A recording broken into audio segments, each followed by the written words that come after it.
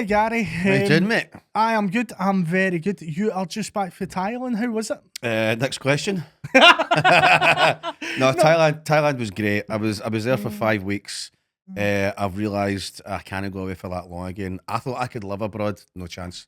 I'm a homeboy. I miss my home comforts. Miss my same checkout guy at Tesco.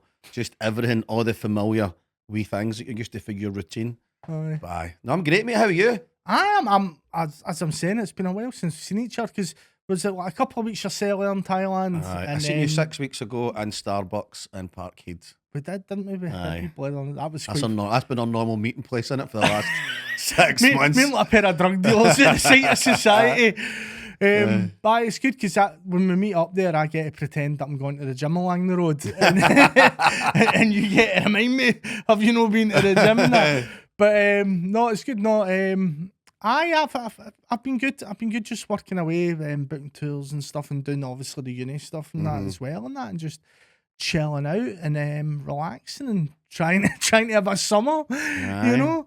So you're on a wee break then, aren't you, for the gigs? You're starting back. Is it next month? I start back on the 22nd of August down at Troon. I'm buzzing for me. I can't handle not being on stage. I've said that to Naz, who obviously books all my stuff up in Aberdeen. I've given him 25 previews this year, and he only gets like 10. And he normally does like March, April. Next year it's going to be like 3 or 4 months because I don't want to be off stage. See, if I could just do it, I work 40, 45 weekends a year. That's perfect, man. But whereas before I've done everything, crammed it into a few months, like the end of the year, and then another couple of months at the beginning previews. I'm happy to start spreading that out. Like, I love being on stage, mate. Well, I think the big thing's the travel thing, isn't it? Massively. Because when you were doing the tour in like America and like Canada and then Australia and New Zealand and all of that, it was just taken out of you. So it's not so much the fact you're gigging most weekends, it's just the travel that goes with it. There was a bit of a killer, wasn't it? Correct. And missing my cats. Missing your cat. Oh, mate, they don't know you when you FaceTime them. It's not the same. Because you FaceTime humans, they talk to your cats, just don't acknowledge you. So when you're no FaceTiming them, are the cats talking to you? No. Do we need to have a conversation about it? No. They'll know in my friends group. No. Well, that brings us on to like why I've got you in today. It's to talk about like friendship and that, and obviously we've known each other. We've established a minute ago since like 2013. April, geez, God, that is precise. Yep. That is. Have you got like a diary for this? No, just the autism, mate. Certain dates stick. It's logged in. Aye. But yeah, it's been quite a roller coaster since then, hasn't it? And for us in general, our friendship or life? I wouldn't say for our friends. I think we've been quite consistent. Oh, definitely. Have you ever fallen out? I don't think we have. Nah, we've never fallen out. It's quite impressive considering how much I can be at times. I think you're very patient with me. I think that's why we've never fallen out. You're patient with my lack of awareness on everyday life. Well, I think that goes both ways, doesn't it? Because you'll ask me a question and I'll obsessively give you the dictionary answer, won't I? There's something, you never ask me questions. That just proves. I've just realised that just proves this is a one-way friendship where I don't know stuff and I ask you stuff. You're like, no, there's never anything I need to ask. Am I like your Siri? No, Gary's level of knowledge is there's nothing in there that I don't already know. There's a dawn of realisation. That's not true. That is not true at all. Well, you did ask me what time I can meet you. That's about... Yeah. No, think about it. You've never went, Gary, going, what's the answer to this? You've never... I would love to... But that's just... You've never got other pals. You've got other pals that you go to. You look a list of pals. Oh shit, there's something I need to know, Gary. No, fuck that. You'll know. It's funny because it's true, mate. Well, it's quite impressive. Like, how many years? Well, that's like 12 years into it. Aye, 13. And I've not asked you. I'm just like, no, we're good. We're good. We know stuff. But I mean, that's not just the only dynamic. I mean, we've been supportive. I'm still laughing. We've been supportive of each other for quite a bit.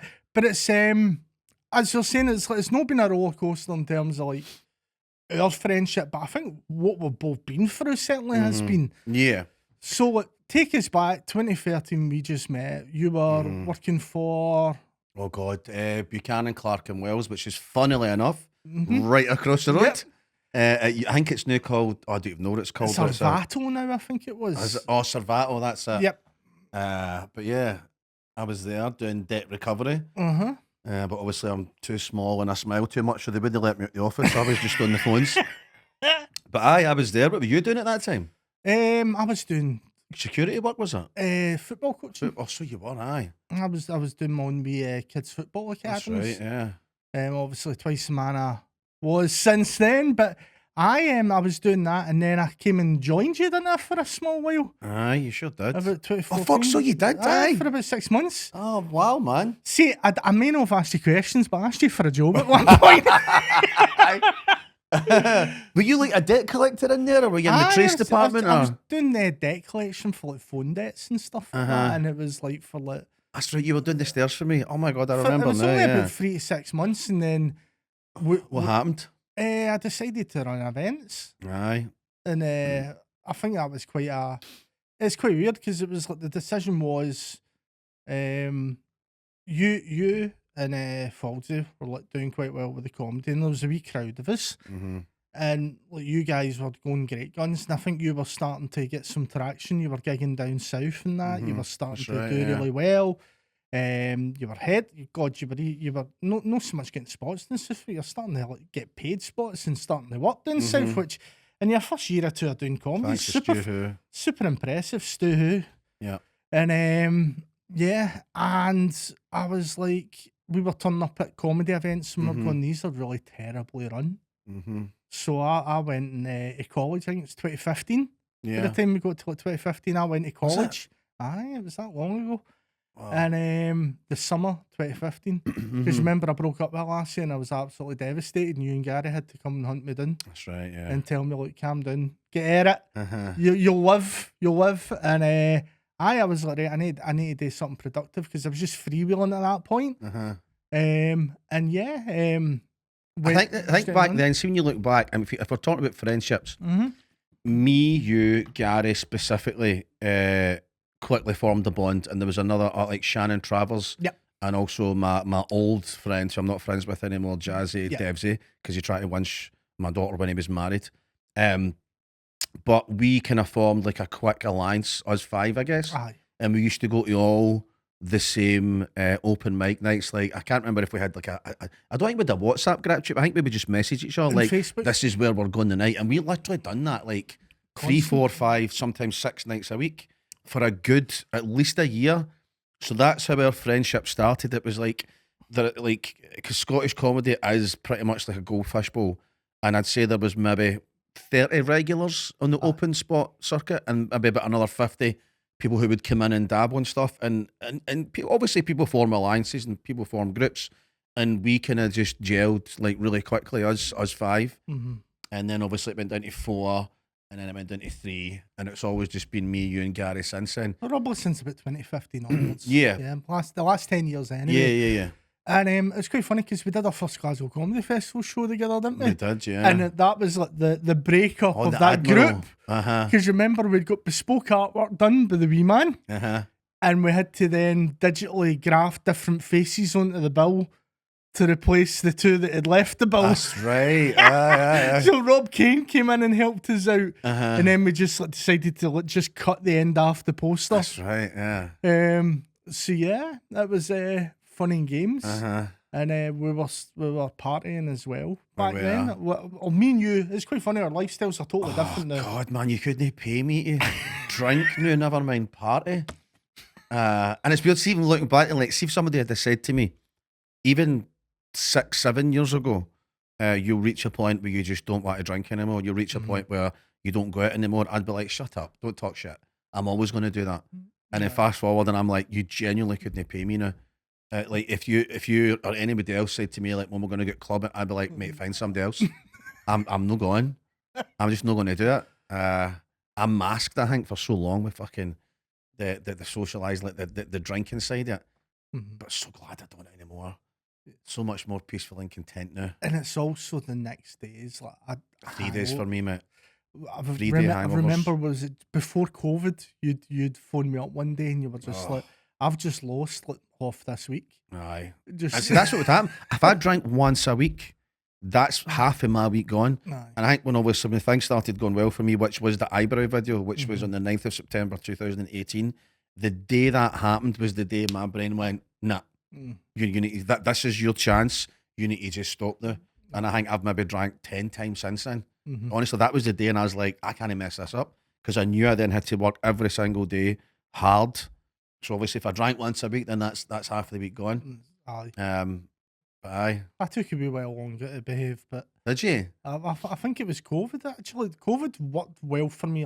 Completely. You were stopped always drinking. you were I was always very a really- social drinker. You See, having were. the social aspect taken away, fantastic. Yeah. A year of isolation of not being able to meet people and do that. Because even, I don't know if you remember, like the night before the lockdown restrictions kicked in, I had a bottle of whiskey with John Carruthers. Aye. I was like, right, literally like 2 minutes to 12, John's sitting in my house and we're doing a podcast. He's a madman. He I is. love John. If you're watching, mate, you're a madman. Yeah. Yeah. But that's the way it was. It's like they're just out, and like John was like us. John didn't drink more than maybe once every now and again. He never looked like that type of guy though. No. Like John is always like, he's a kind of well-to-do, nice family. I wouldn't say posh, but he's certainly no Yes. scum like me and you. Yeah. Do you know what I mean? He's like that upper tier, like speaks properly. Respectable. He's respectable. Yeah. Until you go and drink with him. And he's an animal, but that was quite funny.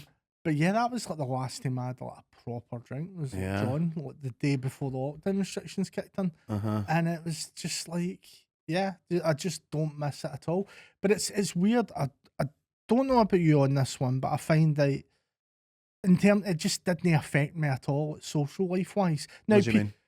well, now people say that sometimes if you stop drinking and stuff like that, you lose friends and everything else. But I never really had that many friends. I mean, it was always just a close group of people for me, and that's another thing I was wanting to speak to you about today is like, both me and you, and I think this is the same for a lot of people that will be watching this as well. We know tons of people. Like, we'll see lots of people that are like our acquaintances that will say hi and be friendly and get on really well with. But in terms of like close friends, it's maybe only like 4 or 5. 5 I've got. 5, yeah. Yeah. There's only 5, and you're one of them, obviously, people that I would actually answer the phone to. Like that, I think that's how you can tell that your real pals are, like the ones you'll actually go, all right, I'll answer the phone now, or I'll phone them back in 10 minutes. The other Or I'll 4 message have them. areas of expertise and questions that you phone them up. No, do you know what's weird? That the 5 friends that I've got, 5 close friends, are obviously you, Darren, Gary, Vinny, who's my trainer, and Faz, who's my security. And it's weird because these are all people, apart from you and Gary, who I've known for 13 years, the other 3 have come in only in the last few years. And it's all kind of through work, through comedy related. I don't have, like you said, you've never had a big group of friends. I did when I was younger. And the minute I kind of like stopped properly drinking, and I'm not talking about when I had that wake up call with the big, when the eyebrow thing went well. But see, as you're getting older, you get your group of friends, and then when you kind of stop socialising and stop drinking with them, it's not you've not got anything in common. It's like it's weird. And it's bizarre to be around them when you aren't drinking. That happened with one of my best friends, Kev, who I'd met through the hostels after the children's homes. Kev McIntyre, and he lived with me for about 3 or 4 years in my early 20s. We were best pals for about 10, maybe 15 years. And then I decided, I was like, because I was drinking like 3 litres of cider, easy, sometimes 4 or 5 a night. And we never went out. We would just sit in my house and just fucking play computer games, and we'd done that for years, and obviously I wasted a lot of time, but I don't regret it. I definitely don't, because obviously everything happens for a reason. But when I decided, no, I need to go and get a job, because Ainsley started to get older, and she started asking questions, and that's when I was like, oh shit, I need to grow up a wee bit. But then so I stopped drinking with Kev, like just like bang dead on, and I still went to see him a few times because he now had his own place, and it was just weird. Like he would still be drinking, and I wasn't drinking, and it was bizarre, and I was like, oh well, it was clearly just not even a friendship, I guess, but just somebody who you can be social with when you're both drinking. Like, it's bizarre. See, I didn't have that so much of drinking. I had a lot of people I hung about with through football. Through going to like football games and playing five-a-sides and stuff like that. And I found when I stopped playing fives, I just lost touch with loads of people. So it was like, maybe it's activities, isn't it? It's social activities that you're doing that sort of link you to people. And then if you've not got that as a bond, then yeah. But that's the thing, because even though obviously we don't do comedy together anymore, we maintain that relationship. The same with Gary. Like, I know if I don't speak to you for a month, and it's no like. Do you know what I mean? It just picks off where it left off. It's no like, and there's never and I could sit in a car with you for an hour and we couldn't speak. We wouldn't shut up. But there could be silence, and it's no an issue. I think there's friends that you've got certain friends that you're just majorly comfortable with, and then you've got like your acquaintances who not that you're not comfortable with, but it's different, and you're aware. Especially for me, like, I think about everything, I analyse everything every second of the day. So, like, I'm aware that when I'm around you or Gary or Daz or whoever, I feel comfortable. I'm in myself. But if it's somebody I don't know too well, by the way, Paul, you're in this group as well. You're in the good group, right? Not the top 5, mate. Sorry, but you're in a different group, right? Where I can be comfortable around you. But if it's like going somebody, to be funny how this podcast gets corrupted now, you know. But see, do you know what I mean? See if it's like for example, one of Faz's security guys have, like, I'll not say their names, but there's a couple that I see now and again, and I speak to them.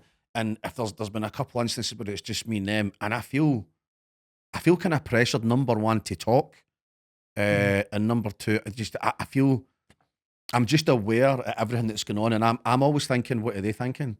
I'm like, is he thinking he's not talking because he doesn't like me? Is he? Do you know, I mean, I overanalyze everything, and it's something that I'm embracing now, but I never. It used to make me kind of like edgy, intense, but now I just kind of like, I'm just aware of it. But still in that situation, I'll be like, it'll not be anywhere near as comfortable as it is if I was around you. It's funny, like, obviously you very kindly let me organise a gig every year to give some of the students I work with some experience. And it's quite funny, like, one of the things that I say to the students is that, like, the half an hour before he goes on, we just make sure he's left alone. Because I know you're going to want that time to prepare or just get yourself I'm all right where now. you need to be. Well, I've noticed you've started doing like meet and greets and stuff like before shows. I actually prefer. So what I prefer doing now is I used to just do the meet and greet at the end of the night. So say the show finishes at 10, half 10. I then like spend an hour doing the meet and greet. But what that would mean then is I'm not getting home until later. Now, if I get home later, it means I'm not winding down till later. That means I'm not getting to sleep till like 1:30, 2 o'clock in the morning, depending where I am. That then means I'm getting up later, and that ruins my day, especially now when I'm all about training and keeping fit. So what I've done now is not only do all my shows start at 7:30 now. They used to be 8, but it's 7:30. Support act on for 20 minutes. I got on stage about 8:15. I'll do like 80, 90 minutes. I'm off stage by like 9, half 9, and I can fuck off right away. I can get home right away because I do the meet and greets about 45 minutes, an hour before the show, depending on the size of the audience. That also helps keep my mind off what I'm about to do. Otherwise, I'll just be in the dressing room backstage, like pacing up and down. If I'm doing a meet and greet, I'm focused on that, and I'm no nervous about what I'm going to do. That now substitutes for that now. Mate, it works so good. And also, what it means is, so I'll go on and introduce my support act on after I've done the meet and greet. But then at the interval, I can back it again. So see, I don't get a break. So see, for the 20 minutes, I actually be like backstage going, I don't do it. I just come back out and I do a meet and greet again. It's funny you say that because the last gig we did, that's what you did. Yeah. The one at Lard. But it means I'm getting as many people as I can. Well, I love the meet and greets. I love it, man. And it's one of the things I get emailed about quite a lot, like, because no many acts will do it. But I love doing it because it's my way of saying thanks. Do you know the weird thing I've noticed? People are charging for it now. That's disgusting. And making like VIP package, and I'm just. It's disgusting, man. The fact that people have already bought a ticket. Yeah. People have already travelled. Some people have had to get overnight accommodation or to come see you. People have had to be babysitters. The tickets on the cheap. Do you know, like mine's $27.50. That's still a lot. Some people maybe only make maybe $1,000 a month or something. That's still a chunk of their wage. And then people want to charge more just for a photo, and I'm like, nah, I hate that. We've always agreed on that, haven't we? Yeah, it's just wrong. People are fucking. The most important thing is people are giving you their time, and they've given you money already to come see you. The least you can do is come out and say hello. especially if you're just sitting backstage doing nothing. I think the whole charging thing comes from like, the music industry. I think the only people I've heard of that are actually charging are the ones that are represented by people that are working in the music industry. Right, okay. Because that's just no one. But it was weird. It's like those like first Glasgow Comedy Festival shows that we did together and that. I think you and Gary were the first in Scotland that really did the meet and greets. Yeah. Because everybody used to just sit back in the green room. That's right, and hide away until everybody I've done it for day one. disperses. From day one, there's never been a gig where I've not done a meet and greet. I love it, mate. Plus, I'm trying to find my future wife. It's a good way to find my future wife. Well, we've been 12 years into this comedy banter now, and it's not happened yet. Now, as your friend, like, we need to maybe have a blur of that. You're the most fussy bugger in the world. Now, I don't mean initially meeting people, because like you are very welcoming of people, but like in terms of dating, like explain this to me. I find faults. Oh, right. Well, this deliberately. This is what I was going to say. You will tell me you're dating someone, right? And you will get to the second date, and then I'm like, right, this is going to be interesting. What's Gary going to find wrong with this person? And two hairs on her left ear. It's not on, man. She should have shaved in before she came out. It's the most bizarre stuff you come out with as well, which is absolutely hilarious. So, how's that going? The dating? Like, because you've actually not said anything to me about that for well over about 9 months. Well, I shouldn't really say this publicly, but it's fine. I'll let you put it out. Like, I'm still on Tinder, but nobody knows it, apart from the people that I swipe right on. Right. And for a while, like I've went through Sweden, I've went through Norway, because you can set your location. So I've basically Are you TripAdvisor and dating websites? I think the perfect relationship for me, do you know what's weird, mate? I think I love the idea of a relationship more than I actually being in one. I think I'm so fucking happy being single. I'm so happy. Especially, again, like as you know, mate, I'm constant. My work, I wake up in the morning. If I'm not at the gym, I'm working out what I'm going to post next, when my next tour's going to be. I'm writing comedy. For me, this is my passion, my joy. So I do it 24 hours a day. That is it. So see, for somebody to come in and take, it's a kind of, and it's sad. It's kind of like there's a wee bit of resentment there. Like, what do you mean you want to see me 3 times a week? I'm too busy. And then, do you know what I mean? Like, I don't want. Resentment does creep in. Yeah. But then ultimately, if I meet somebody and there is a connection, which there's no been for ages, I was speaking to a woman last week, a couple of messages get sent. And then she goes, she says, I just want to let you know. She's lovely, man. I think I might be meeting her. You can put this out anyway. It doesn't matter because it's no rude. I think I'm going to meet her.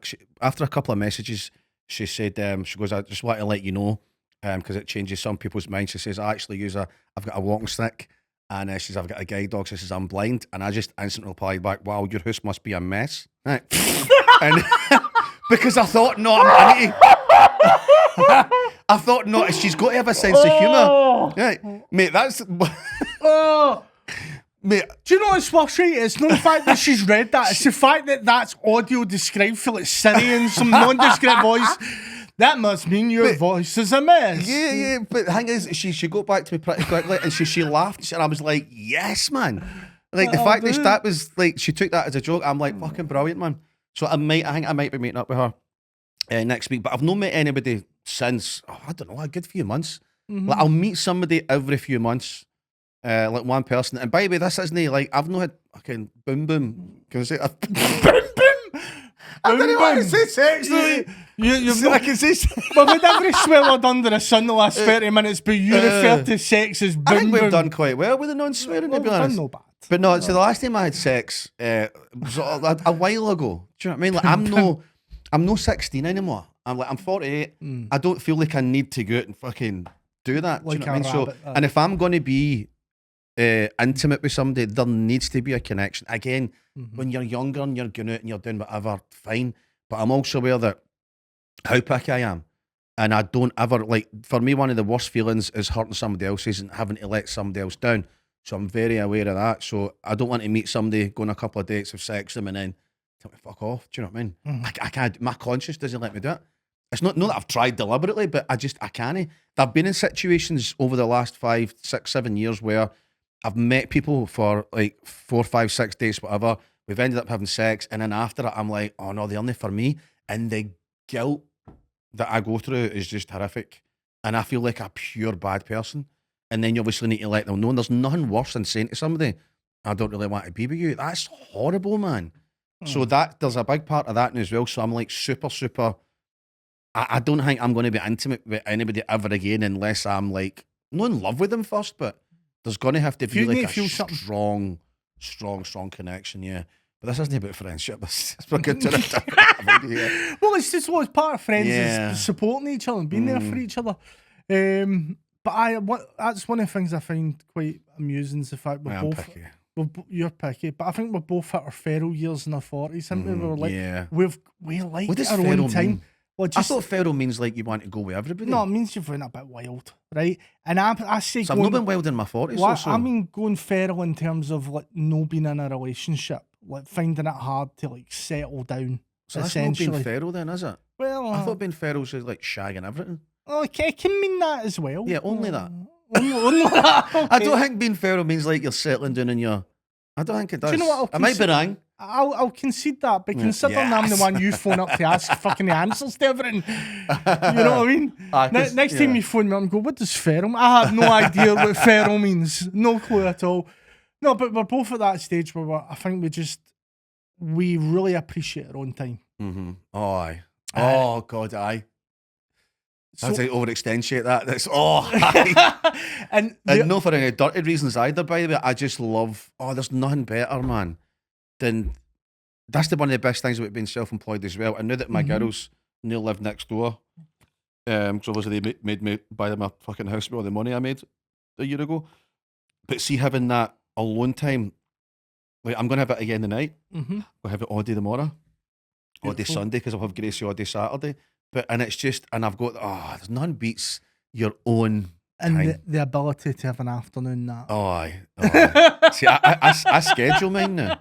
I literally have 2 naps a day, so I'm up at like 5 in the morning just now. Yeah. I got up at 5. I've just bought a treadmill, so I'll do an hour on the treadmill. After that, I'll probably go for a nap in between about 7 and half 7. Right. Then I'll get up. I'll pot a bit for a couple of hours, do work around the house, do my socials and stuff. I'll be back in the gym for about 2. Back home by 3:30, and then I'll take another nap for about 4 to 4:30. So I literally nap twice a day. And I used to feel guilty about it. I used to want to, I was looking at all sorts of different medications for the neurospiciness or whatever it is to see if I could just go right through. But I don't want to be in it. I like the naps. Aye. And apparently napping's healthy as well. So well, you have a burst of activity where you're highly productive. Yeah. And then you're like, I need to shut down for a wee while. Aye. And cool off, essentially. I mean, that's the way it is.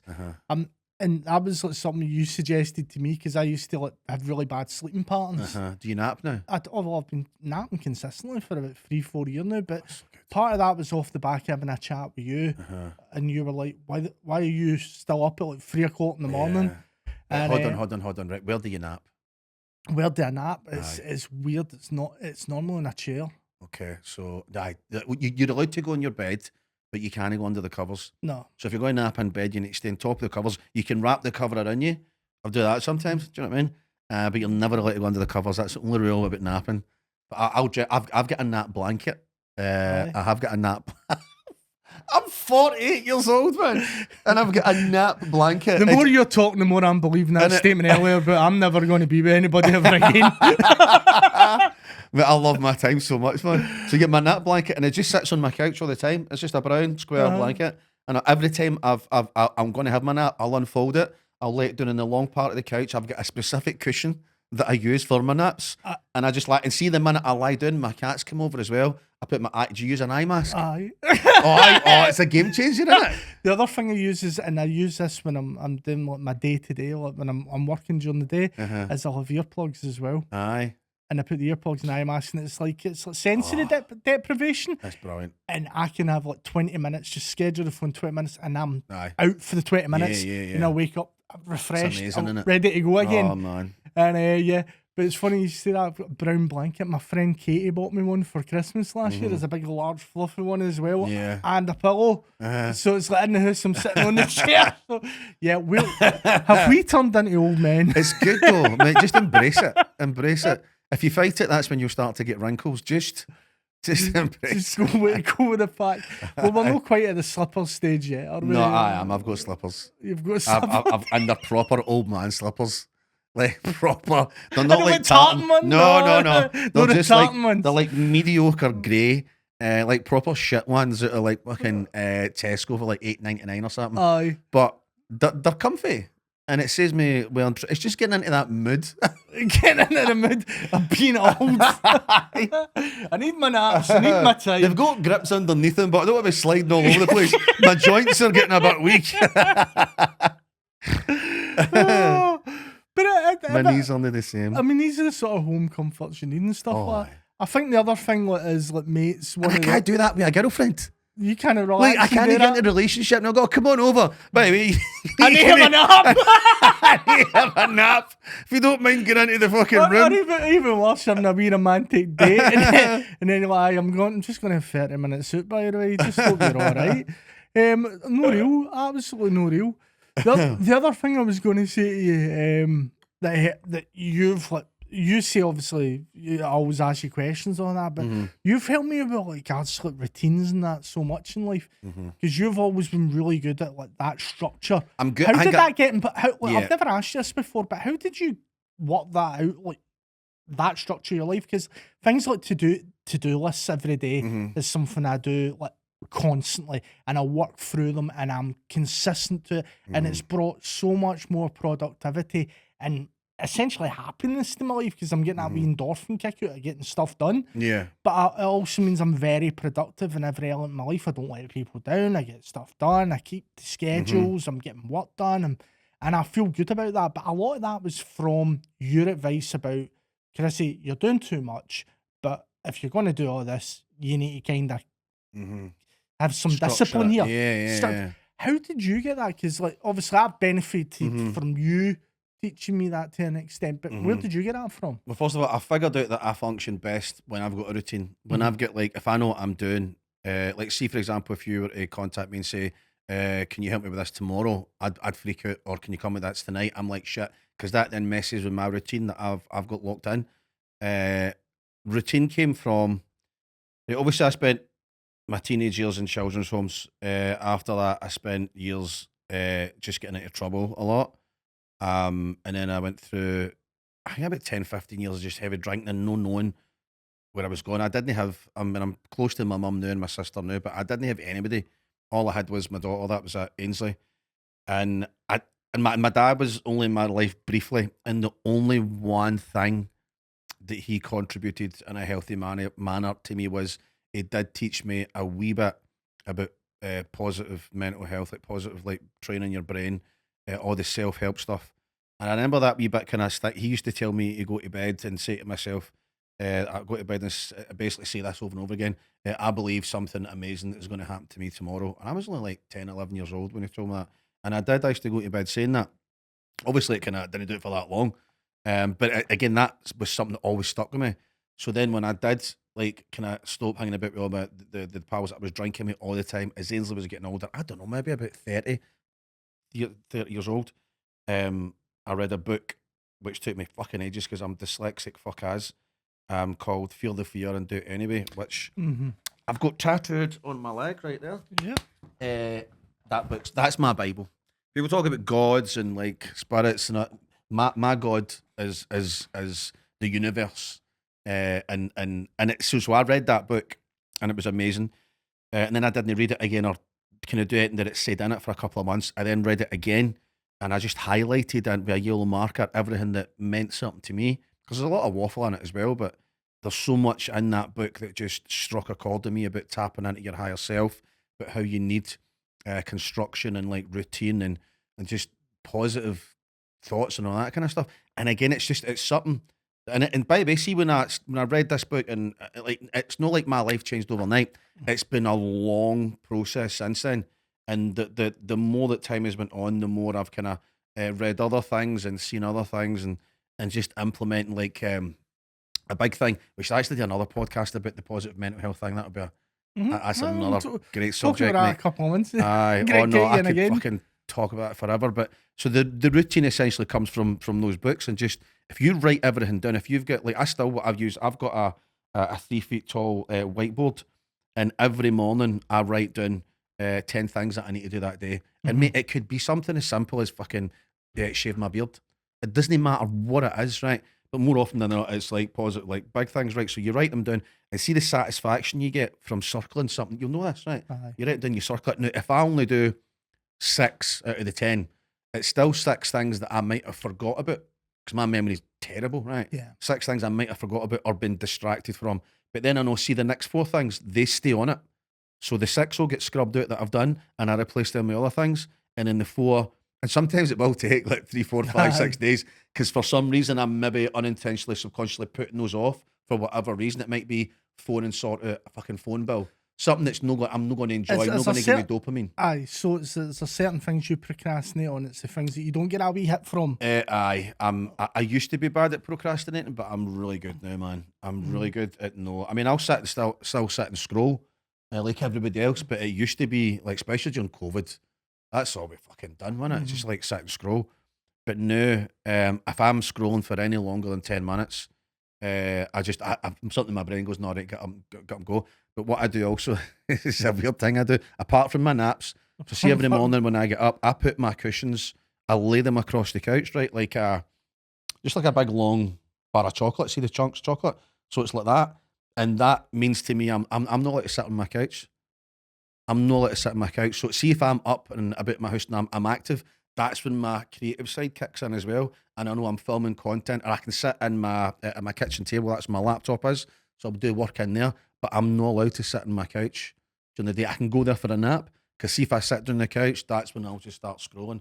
So see, even that line of cushions, it's a psychological thing. I see it when I'm in and out the room. Like I see it, so that's me saying you're not allowed to sit down, and that I've actually been a lot more constructive with that since I've started doing that. So is that why, like, because that's a lot of the things we've spoke about today, even though I've been pals with you for like 12 years, a lot of things are starting to make more sense to me now as your mate.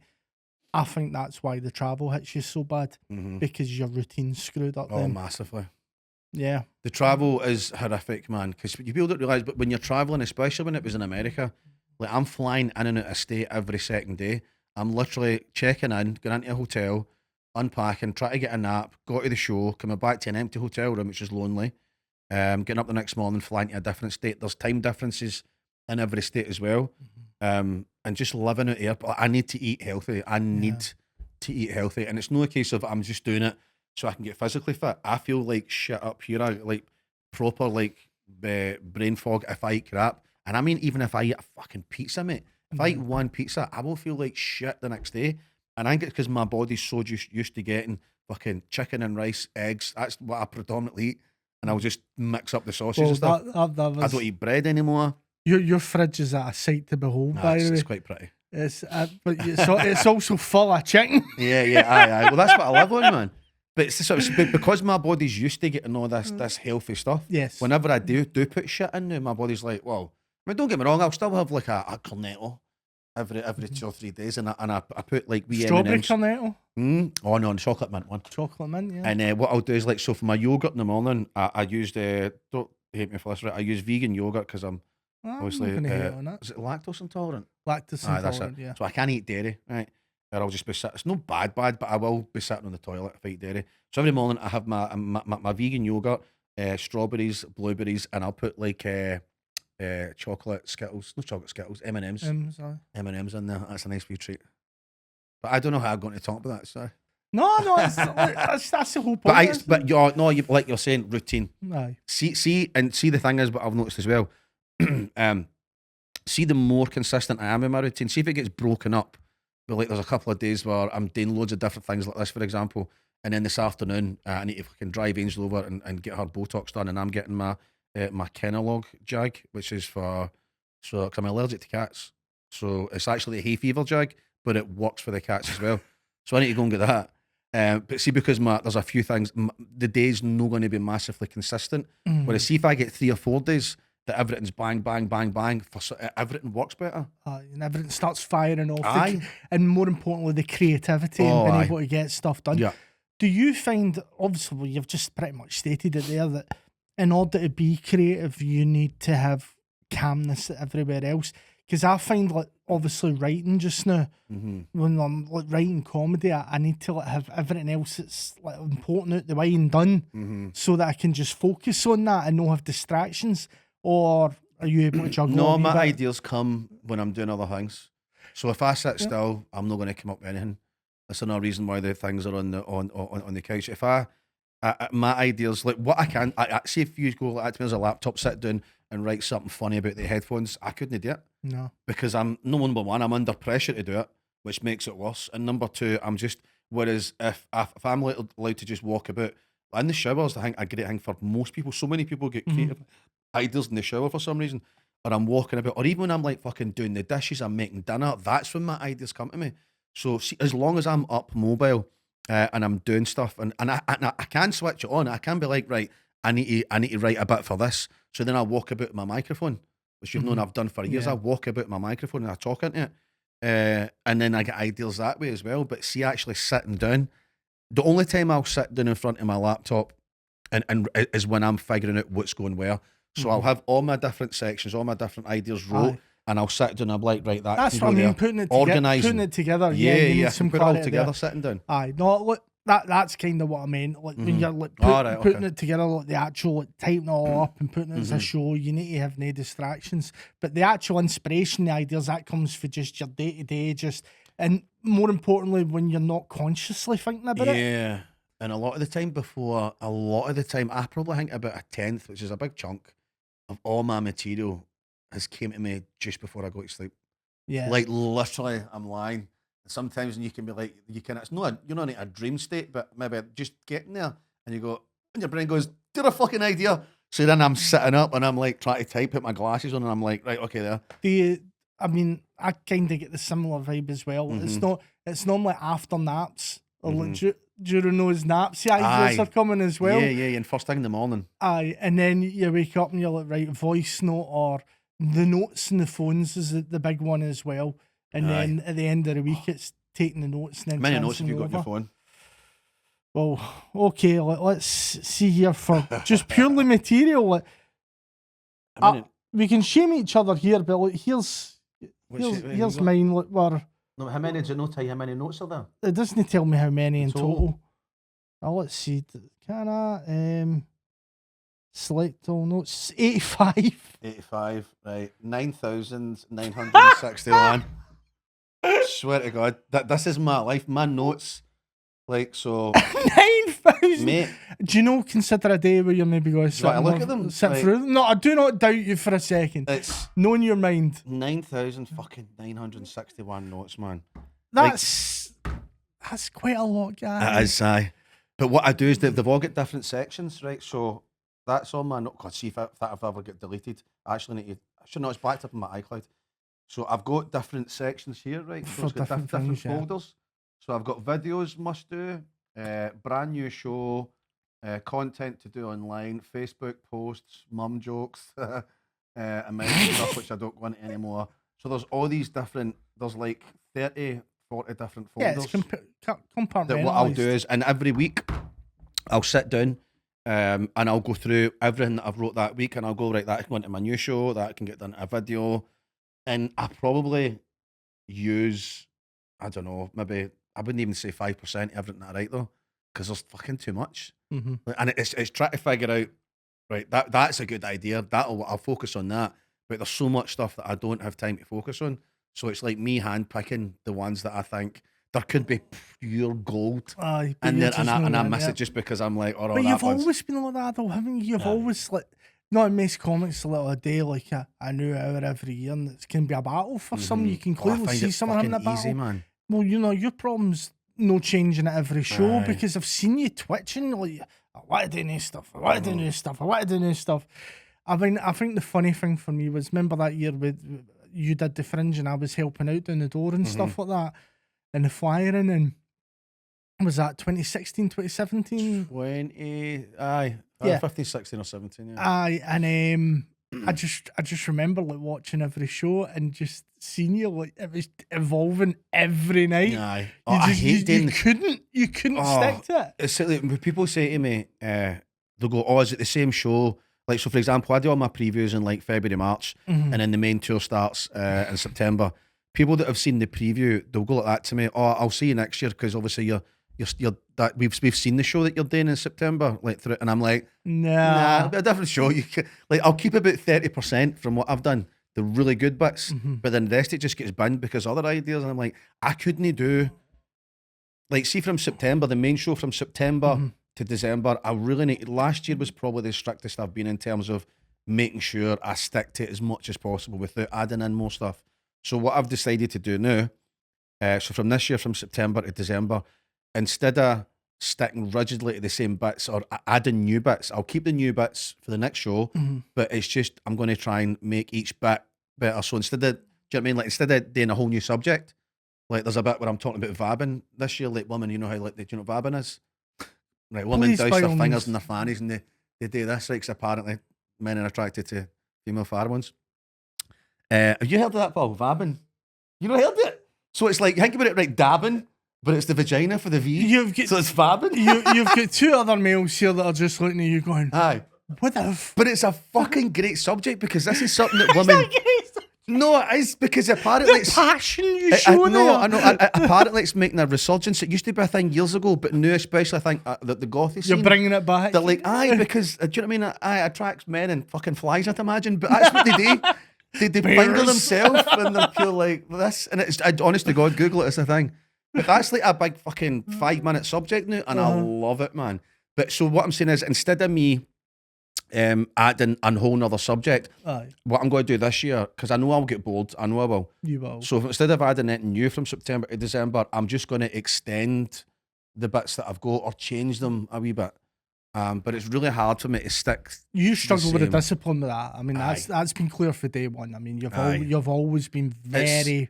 There's nothing better for me than that new laugh. Like, I know, like when I know when I'm going to get the laughs. I know when they're coming. But so, and it kind of gets routine and robotic, which kind of means, but by the end of the year, I'm like, it's not that I don't enjoy it. I get my buzz from watching the audience laugh, but the bigger buzz for me is when I try something new. Because that's that risk factor. And then when it works, I'm fucking jizzing on the spot, man. I think every comic would agree with you in that as well.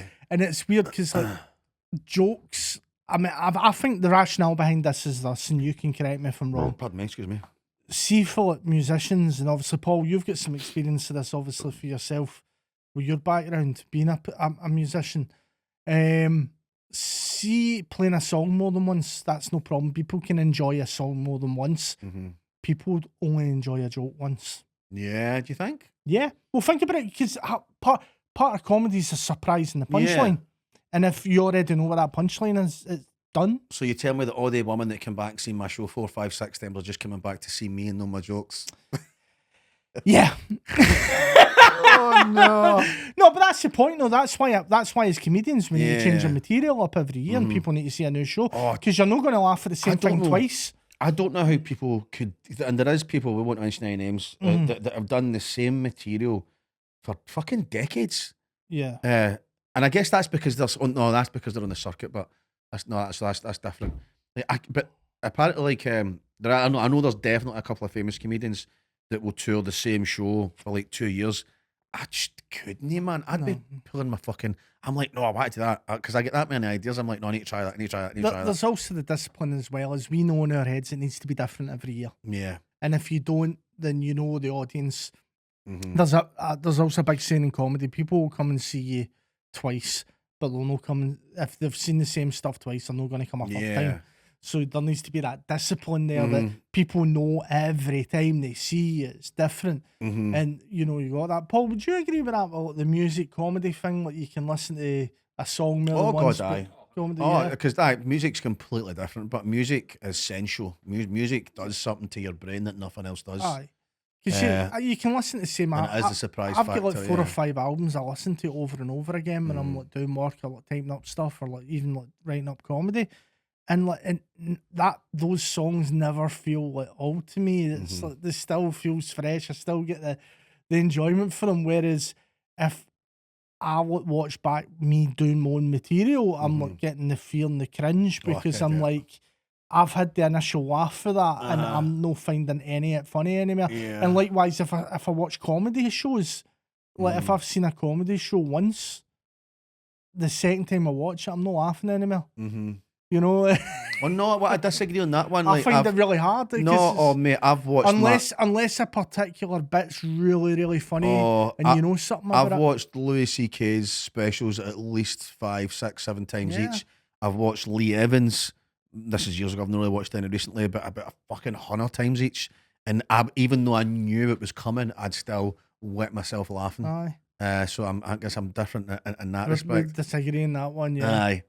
But with the whole, do you know what I can't do as well. I feel like I'm more blessed with the amount that I write.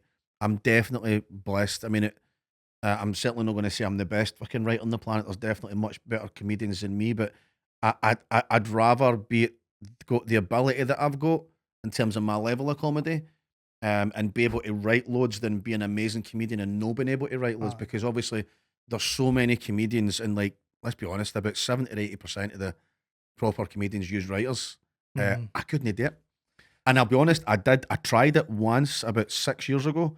I used a writer. I was like, look, here's what I've got, see what you can add to it. And the stuff they came back with, I just felt so unauthentic. I tried it on stage once, and one of their jokes got a laugh, but I felt like a fraud. I was like, nah, I can't do that. I just can't. I think Stuart Lee equated it to doping in the Olympics. Aye. You know That's what I mean? fucking great analogy, man. Aye. It's like you're pretending to be something you're it's not. just so And inauthentic. comedy's all about that sincerity, I think, to an extent, depending on the act. But unless you're doing a character act or something like that, and I really like that, knowing that so many comics use writers, and you're like, oh, how did they do that? That must feel a bit. It's horrible. Yeah. Other things in terms of sincerity and honesty is obviously not just like comedy, but in life's always been a big thing. We've always been brutally honest with each other. You have to be. And I think as friends, I mean, we're saying we've never fallen out each other, but it's not because we've not been shy about like being supportive and stuff like that. We've had big chats, do you know what I mean? You know, and there's been times where I've been like not taking care of myself or whatever, and you've kind of like pulled me up, and I've really benefited from it. And likewise, there's been times I've turned around to you and I was like, I think you're doing too much. I think you need to, you know, and we're able to have those hard Mate, let's conversations. be honest, wasn't it? Like, you've done fucking way much more for me, I think. Yeah, I know, I do, I man. wouldn't Like, agree mate, with I that. wouldn't have went to America. I wouldn't have been in America if it wasn't for you. That's huge. I think you would have at some point, but just How? maybe not at that point. How could I ever have got that visa? Nah, I just couldn't have, mate. Your talent dictates it. I think you would have, if you hadn't done it through myself, because the whole situation with that, for those that are watching, right, because obviously you've toured in America a couple of times now off the back of getting the visas and stuff sorted out, but your previous agent basically lied to you and told you that you couldn't. What's his name? David Thompson, was it? No, David Hopkins. yeah. See, you're all fucking you, mate. I couldn't even remember your name. Right, well, he basically lied to you and told you that you couldn't do it. And bumped me. And bumped you. And I'd... 20 grand. That's quite a lot. That is quite a lot. And I basically felt that you could, based on the merit of your talent and your status in the industry. So we just did everything legit and through the books and got you the testimonials and everything else. And I mean, for anyone of your level and your talent, it's not impossible, but normally it's agencies that do it. Big agencies. Mate, you make it sound so simplistic, and it's no, because there's comedians. Well, the over booking here. of it took 9 months. yeah, listen, there's well more established comedians than me that couldn't get it over the line. Yeah. Because their agents couldn't do it. Well, I think but you managed to do it, so you're getting yourself a discredit. Like you, I mean, I tell everybody this, you are without a doubt the most intelligent, academically, I think that's the right word there, person I've ever met in my life. Like you, if somebody says to you, right, I need you to go and find out this, and like anything academically, just I can't even explain it properly, but I'm trying to convey. But you are just superior. I think you're autistic, I do, and I think that's your autism. Well, you've been saying this for a while, I know, haven't you? I diagnose everybody. My life's ambition is to tell everybody they're autistic. Gary's walking about, he's just going, by the way, you're autistic, and you're autistic, and you are definitely autistic. And your thing is not only the fact that your level of intelligence is fucking superior than the average person, but your focus and fucking concentration to detail and knowing what things mean. Like, you can look at something and go, I know what that means. I know what I need to do with that bit of information. You retain it. A perfect example, mate. You'd done what your degree, and they didn't let you go anywhere else. They're like, no, we want you here as a professor. So that shows the level of intelligence that you've got, mate. And I think you do yourself a wee bit of discredit sometimes. You don't think you are, and that's what I kind of like to remind you. Well, that's because I'm also capable of being a complete idiot at times as well. Let's be honest. Do you know what I mean? I think the not drinking anymore's helped with that massively. Because I think we'll both agree that, not at the stage that it was a problem, but it was an issue. It definitely was. And not doing that anymore, it's had such a positive Was it a impact. conscious decision for you? Was it like, right, that's it, that one last drink and I'm done? No, or did it just happen naturally? No, do you know what? It took the discipline over time. I think I had one gig where I did with Gary with a whole bottle of Jack Daniels before I went on stage. I mean, yeah, you can imagine what that was like. That was horrendous. And he had a chat with me. And that helped massively. Obviously, yourself, you were like, you're doing that. There was a point like 2018 or whatever where I was just damaging myself because I wasn't in a good place mentally. And I've luckily had good friends like yourself and Gary that turned around and said, you need to wrap that. What are you doing? I think how far you've excelled in the events industry and the university has probably been a massive factor with you cutting the drink, because before that, you weren't really sure where you were going. Aye. But then when that started and you had a focus and you realised how fucking amazing you are at it, I think that's maybe what's happened, where you're like, well, obviously I can't drink as much now because this is... Well, certainly the responsibility of that. Aye. I mean, yeah, like I've never had a hangover once since I started doing the lecturing. I mean, that is true. Yeah. But that's because of the responsibility of that as well. Because you can't miss a day, you can't take a day out. You've got to consistently be there because other people are relying on you. So yeah, no, that's helped massively. I think also doing the tour booking, the stuff for you in North America and all of that, and I needed to have the discipline to like make phone calls at 2-3 o'clock in the morning. Yeah, sorry about that. No, that was but in fairness, it was a hard 9 months, but we did it. Aye. And the sense of achievement for that was amazing. I think you're the only non-television comic that went over and did such an extensive tour. I am. And it wasn't just a couple of dates, you did what, 30 odd? Aye. And well, like for 2 years, for the first year it was just a month, mind. Mhm. And then last year I was pretty much there for half the year. Like from I think February until July, half of every month. That's when I realised I'm getting old though. Because I thought I could handle it. So obviously I couldn't be away from Gracie for a long period of time. So it was a case of like in America for 2 weeks, home for 2 weeks, in America for 2 weeks. And I'd done that for 6 months. See, after the first month, I knew, I was like, I'm not doing this again. Because my body was just shutting down. And there's also, I mean, you mentioned Gracie there, not just the impact it had in your routine, but your relationship, seeing Gracie and being there for her. That's the other thing I've noticed. Well, the pair of us are really, I mean, we both take a lot of pride in the fact we're good parents and grandparents. I mean, we've always put our families first and stuff like that. Always, man.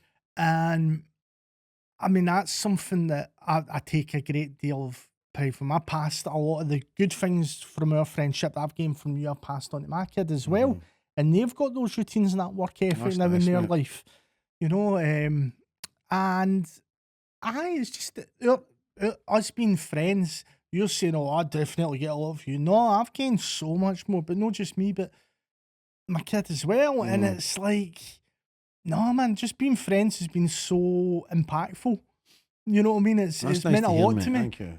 You know, and I'm genuinely, I'm not going to use the term blessed because that gives me the bulk, right? But I am so grateful for the impact you've had in my life in terms of just like being honest with me, being supportive of me, but more importantly, just being yourself. You know, and that's how we talk about like being able to relax and being around each other. Me and you do have that ability to be able to just sit in a room and not talk to each other for an hour and be totally cool with it. Yeah. But we're also got that ability not to speak to each other for a month. We've also got that ability for you to be on a cut driving. I mean, how many times have you had conversations when you're driving? You're like, I need to stay awake, so I'm going to call Chrissy and ask him something. No, it doesn't. if I had a 3-hour drive, a 4-hour drive, a 5-hour drive, not if it's at night, you're the first person that I'm calling because I know you'll just talk to me for 2 or 3 hours and it passes the journey so much quicker for me. It's like I've got an unvisual passenger just there to talk to me. And it's quite funny because sometimes I'm sure you bait me sometimes in conversations because I'll no shut up about it just for banter. Definitely. Like, I need to go, Gary. I've got something else to ask you, Chrissy, and I'll ask you something that I know you're going to take ages to answer. And I just rattle away, and I'm subconsciously thinking. He's not said anything for a while, but he's still on the phone, and it's just I'm just keeping him awake at this point. That's all I'm doing. Yeah, you can't get a short conversation with Chrissy Ross on the phone at night. You can't do that, and that's hard phone you in the car. It's brilliant. So it's working both ways. That's we're getting a lot of each other. What would you say as we're reaching our nap years? As we're reaching the elderly years, would you think the next? Because when we first met each other, we were just wanting to make people laugh and have a good time. And now we're at the stage where we can make people laugh. We've had too much of a good time. We now need naps during the day so we can just get by. What do you think the future's going to hold? As hopefully pals? just more of the same. As pals, I think it's more of the same. Aye. Because I think we've reached peak level of friendship. And when and that peak level of friendship is the level of comfortability we've got. And it is and the fact that nothing will break that. Aye. And I know that you would never dare to jeopardise what we've got. I would never jeopardise anything we've got. So the fact that there isn't, it's just this is just going to be consistent forever now. That's the way I see the friendship. It's not got another level to go to. Well, if you don't think we've got a jingle, it's going to change, isn't it? We're going to have our Jack and Victor days at some point in our 70s. Oh, aye. The conversations will change. The conversations will always change, but it will just remain this consistent flow. Until one is pops or clogs, mate. Well, I'm looking forward to it, and I'm also looking forward to just seeing what the future holds. Gary, it's been an absolute pleasure chatting to you today. You too, my man. You too. I'll definitely get you back to talk about the 100%. positive mindset stuff because I think definitely that's something I'm going to want to talk about. I think it's important for people to hear. But yeah, it's been a joy today, mate. Thanks very much. You're welcome, man. Thanks for having me.